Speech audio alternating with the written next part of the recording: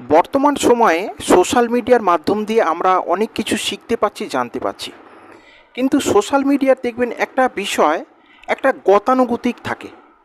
কোনো ব্যক্তি যদি দেখবেন নাচের বা কোনো ড্যান্সের যদি প্রোগ্রাম করে, আপনি দেখবেন বা আপনারা দেখবেন যে একটা গান, সেটাই দেখবেন ভাইরাল হচ্ছে সেই সময় বা সেই মুহূর্তের জন্য।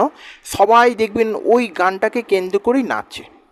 কোনো কমেডি আমরা যেটা দেখে মনোরঞ্জন করছি, সেই কমেডি কোনো ব্যক্তি কষ্ট করে হয়তো করলেন, তার গতানুগতিক সেই একই জিনিস আরও 10 জন করছেন।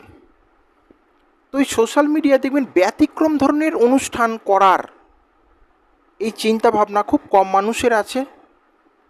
এবং আমি প্রথম দিন থেকেই হয়তো ভিডিও খুব কম করতে পারি। আমাকে অনেকেই বলছেন যে দাদা, আপনি একটু রেগুলার ভিডিও করবার চেষ্টা করুন, যাতে আপনার ভিউটা বাড়ে বা সাবস্ক্রাইবটা বাড়ে।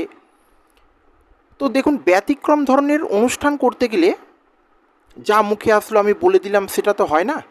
একটা চিন্তা ভাবনা, আমি কি বলবো, সেই বিষয়ে অনেক কিছু লেখালেখি করে তারপর কিন্তু একটা ব্যতিক্রম ধরনের একটা ধর্ম সংক্রান্ত বিষয় হোক বা অন্য কিছু বিষয় হোক আমাকে বলতে হচ্ছে।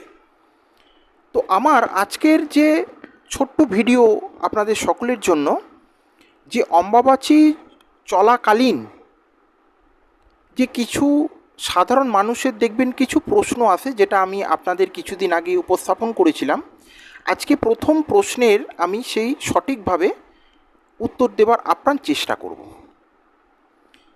দেখুন, সোশ্যাল মিডিয়া, আমি প্রথমতেই যেটা বললাম যে সোশ্যাল মিডিয়ার মাধ্যম দিয়ে আমরা অনেক কিছুই জানতে পেরেছি, শিখতে পারছি, ভবিষ্যতেও আরও কিছু শিখব। যেহেতু অম্বাবাচী সংক্রান্ত এই ভিডিও, তো অম্বাবাচীটা কি প্রথম অবস্থায় যদি একটু আপনাদের না বলি, এটা একবারে একটু অনুচিত বা ভুল হবে। তো অম্বাবাচী যে জিনিসটা, এটি দুটো শব্দ নিয়ে একটা শব্দ গঠিত হচ্ছে, দুটো অক্ষর নিয়ে, অম্বা যুক্ত বাচি। তো সেটা হচ্ছে, অম্বা বলতে এখানে জল, এবং বাচি শব্দের মানে যেটা বলছে বৃদ্ধি। তো সাধারণভাবে জল বৃদ্ধিটা কখন হয় না, বর্ষার সময়।